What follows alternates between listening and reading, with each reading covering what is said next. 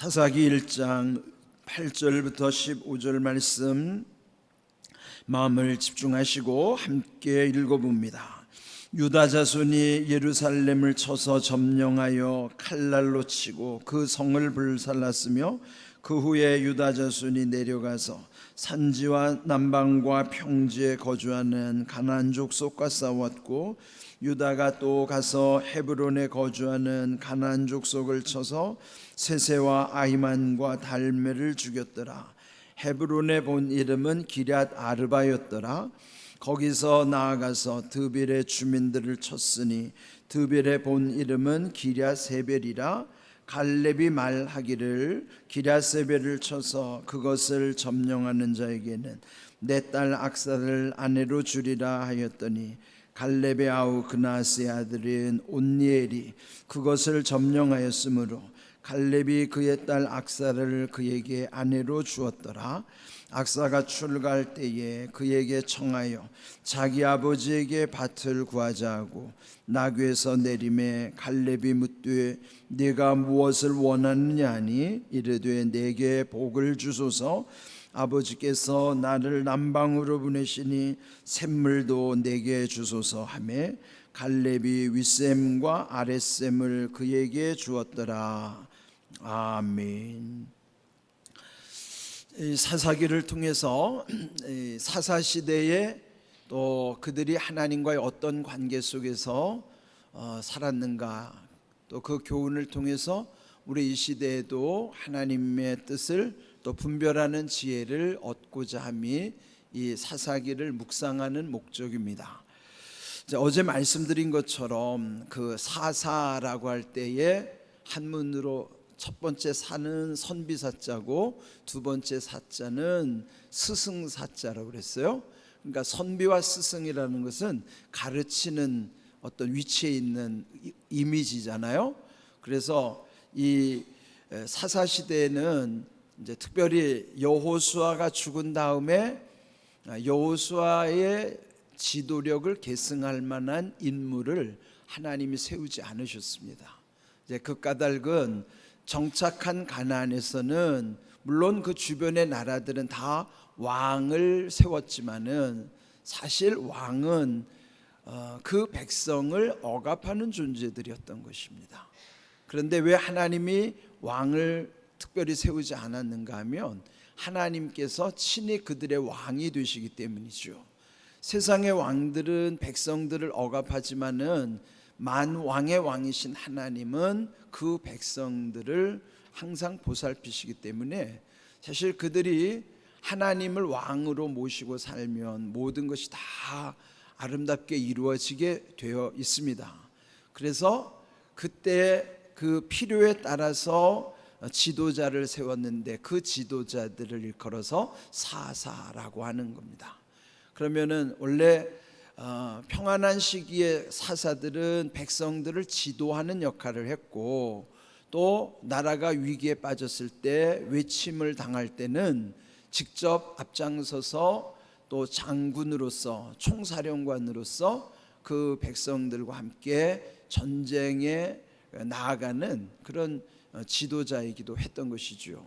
그래서 어제 말씀드린 그 사사라고 하면은 크게는 최고 지도자이지만은 왕은 아닌 것이고, 또 평소에는 가르치는 역할을 하지만 또 때로는 백성들이 어떤 재판을 해야 될 때 재판을 해주는 재판관의 역할도 하고, 전쟁 시에는 앞장서서 싸우는 총사령관의 역할도 하는 그 백성들의 최고 지도자를 걸어서 사사라고 한다고 했습니다.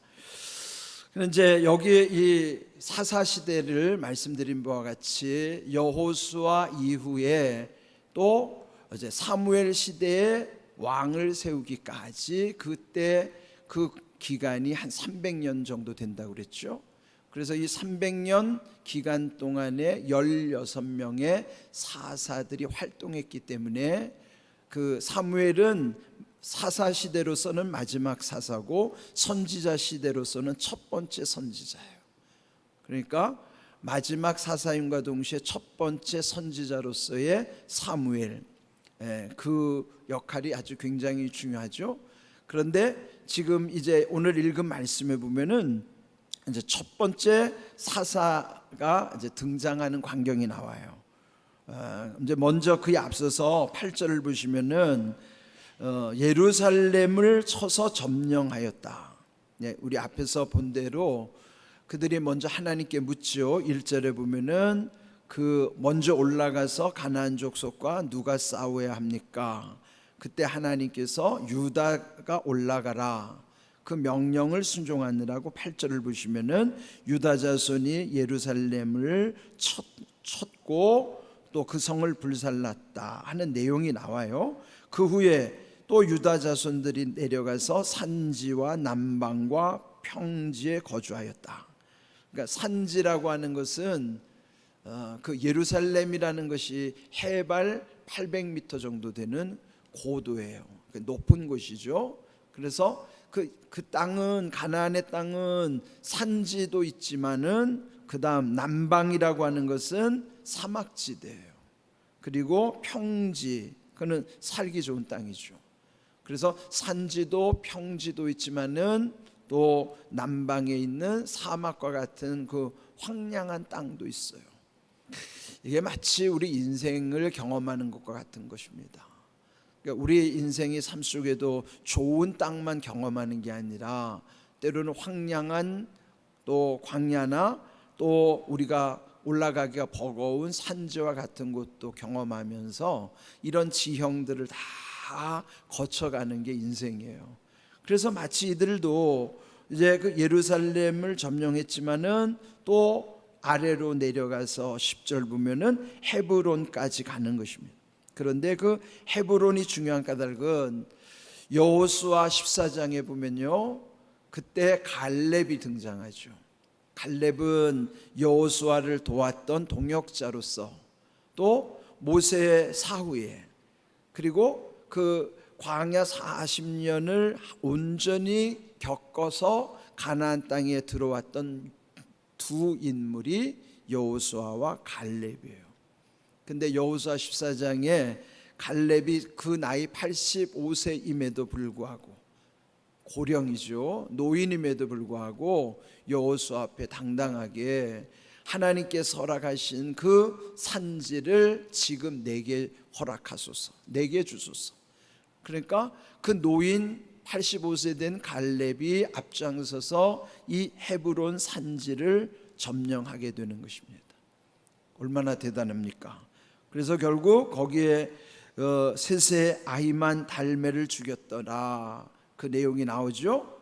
그 땅이 바로 이 갈렙의 그 아주 중요한 것이 이제 여호수아 14장에도 있지만은 이제 오늘 여기 1장 11절에도 보면요, 이제 그 갈렙의 중요한 역할이 또 나옵니다.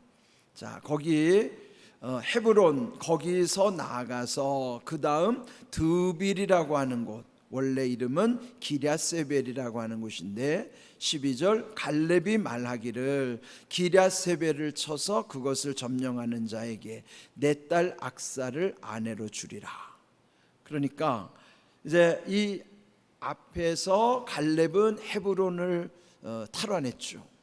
헤브론 산지를 뺐는데 큰 공을 세웠어요. 그런데 그 다음에 드빌이라고 하는 그 성을 공략하는 데 있어서는 자기가 직접 나서지 않고 거기 이제 만약에 그 기랴세벨, 그 드빌을 쳐서 이기는 자에게 자기의 딸 악사를 주겠다. 그러니까 만약에 그 드빌, 그 기랴세벨을 쳐서 승리하는 자에게 자기의 사위로 삼겠다는 약속을 하는 거예요. 근데 여기 이제 중요한 인물이 하나 등장해요. 13절, 갈렙의 아우 그낫의 아들 온니엘.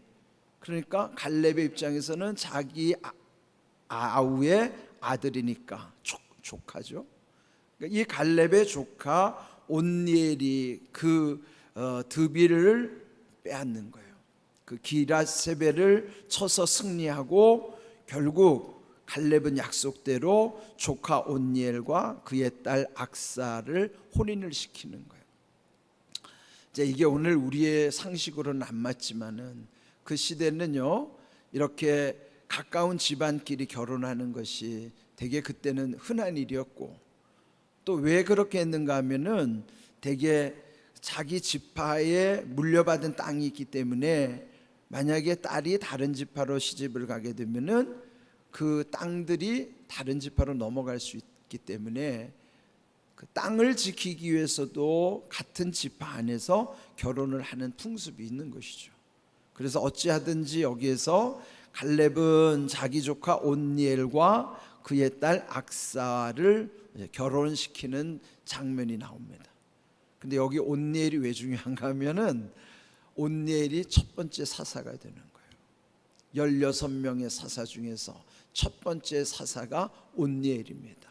이제 다음에 또 온니엘의 역할이 등장하지만은 이렇게 해서 이제 이 갈렙은 여호수아도 죽었고, 그렇지만은 여전히 갈렙은 중요한 역할을 하는 거예요. 그리고 그 갈렙으로부터 또 온니엘이라고 하는 첫 번째 사사로 이렇게 연결이 되는 또 흐름이 여기 이제 기록이 되는 것입니다. 그런데 이제 오늘 본문에서 아주 우리가 유심히 생각해야 될 게 있어요. 그 딸 악사가 얼마나 지혜로운가 하는 거예요. 자, 14절 보시면 그 딸 악사가 결혼할 때 결혼하기로 한 온니엘을 청하여서 말하기를 자기 아버지, 즉 친정 아버지에게 밭을 구하자, 그렇게 하고 나귀에서 내려 아버지 갈렙이 묻기를 네가 무엇을 원하느냐. 이제 딸을 시집 보내는데 아버지로서 딸에게 뭔가 해주고 싶은 마음이 있는 거예요. 근데 성경을 읽을 때는요, 우리가 이 사실과 진실을 함께 생각해야 돼요. 사실의 문제는 여기 지금 갈렙과 딸과의 관계예요. 그럼 진실의 문제는 뭘까요? 진짜 아버지와의 우리와의 관계가 진실의 문제예요.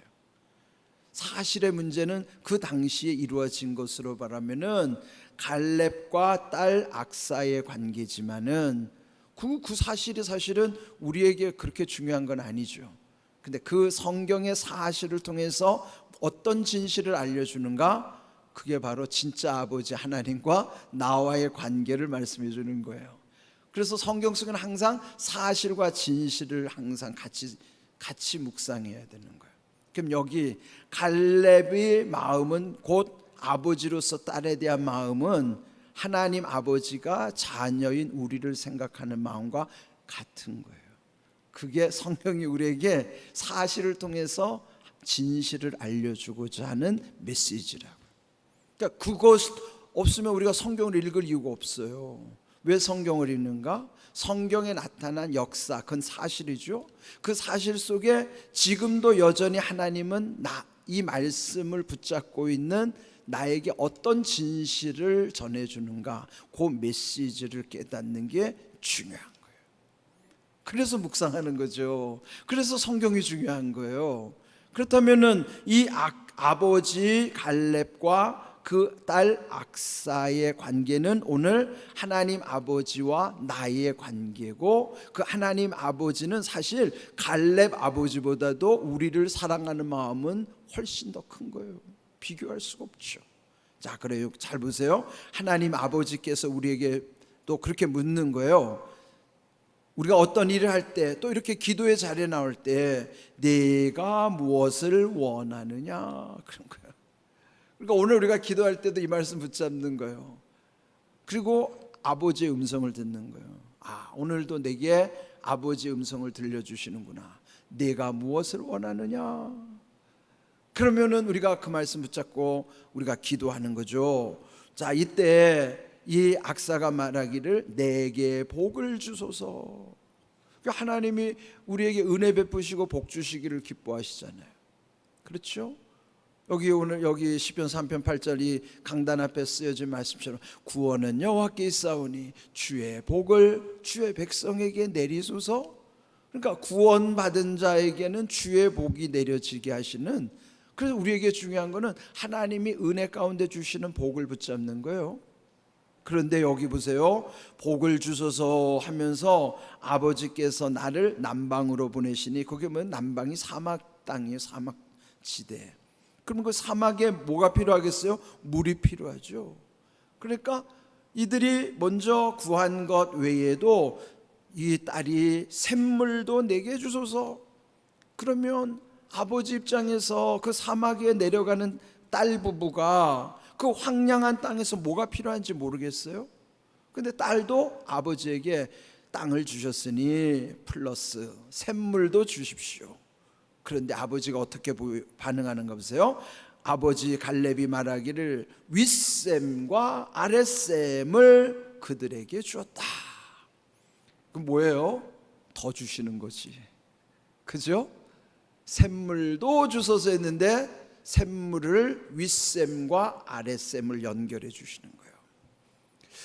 그래서 여러분, 이게 중요한 게, 우리가 하나님의 복은요, 하늘의 복과 땅의 복이 윗샘과 아랫샘처럼 이렇게 연결되어 있어요.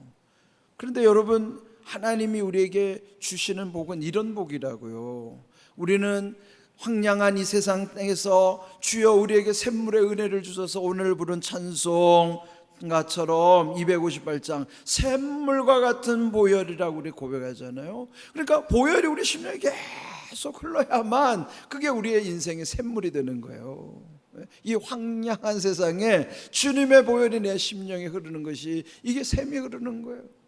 그런데 우리가 구하는 샘물의 은혜 가운데 윗샘과 아랫샘을 연결해 주시듯이 우리가 구하는 걸 땅의 복만 구하면 안 돼요. 하늘의 복도 땅의 복도, 하늘의 신령한 복도 땅의 기름진 복도, 하나님은 우리에게 다 우리 앞길을 다 살펴주시는 겁니다. 그런데 우리는 당장 지금 급한 것, 그냥 이 땅에서만 잘 먹고 잘 살면 될 것처럼, 그래서 하늘을 놓치는 거예요. 그렇게 잘 살다가 천국 놓치면 무슨 아무 소용도 없죠. 여러분, 구하는 거 대부분 뭐예요? 다 땅의 것만 구한다고요. 천국 별로 관심 없어요. 지금 당장 내 자식 잘 되고 내 사업 잘 되고 나 건강하게 살다가 그거 구하지 천국과 연결돼 있습니까? 솔직히 표현해 보세요. 그렇게 쉽지 않아요. 그런데 지금 구하는 것이 하늘과 연결되도록 구하셔야 돼요. 예? 천국 잃어버리는 건 아무것도 아니에요. 그러니까 샘물도 주소서 할 때 하나님이 윗샘과 아랫샘을 주신 것처럼 하늘의 신령한 복, 땅의 기름진 복이 분리되지 않고 연결되도록 그렇게 구할 수 있기를 주님의 이름으로 축복합니다. 아멘.